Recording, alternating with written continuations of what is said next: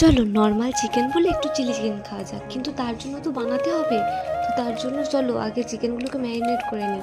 তো লঙ্কা গুঁড়ো, হলুদ গুঁড়ো, আদা রসুন পেস্ট, ময়দা, কর্নফ্লাওয়ার, পরিমাণ মতো লবণ আর ডিম ফাটিয়ে ভালো করে চিকেনটাকে ম্যারিনেট করে রেখে দিতে হবে। 2 hours later. Green chilli, soya sauce, Kissan sauce, tomato ketchup. চিকেনের জন্য সব কিছু রেডি করা হয়ে গেছে, দেখে নাও। এখানে ক্যাপসিকাম কুচি আছে, লঙ্কা এরকম একটু স্টাইলিশ করে কেটে। তো এবারে চিকেনগুলো আমি ভেজে নেব।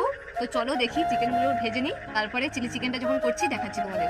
ঠিক, চলো এবারে ম্যারিনেট করা চিকেনগুলোকে ভেজে নিই। তো কড়াইতে তেল গরম করে চিকেনগুলোকে ভেজে নিলাম। দিয়ে কড়াইতে তেল গরম করে পেঁয়াজ, ক্যাপসিকাম, টমেটো, কাঁচা লঙ্কা আর ওই রসুনকে কুচি কুচি করে তেলের মধ্যে দিয়ে একটু নাড়াচাড়া করে অল্প পরিমাণে চিনি, পরিমাণ মতো লবণ আর ওই যে বানানো যে সসটা বানিয়েছিলাম ওই সসটা দিয়ে দিলাম। দিয়ে আর কি নাড়াচাড়া করে চিকেনগুলো তুলে দিলেই রেডি আমাদের চিলি চিকেন। তো কি গো, বাড়িতে ট্রাই করবে তো? করো কিন্তু অবশ্যই, আর আমাকে জানিও কেমন হয়েছিল।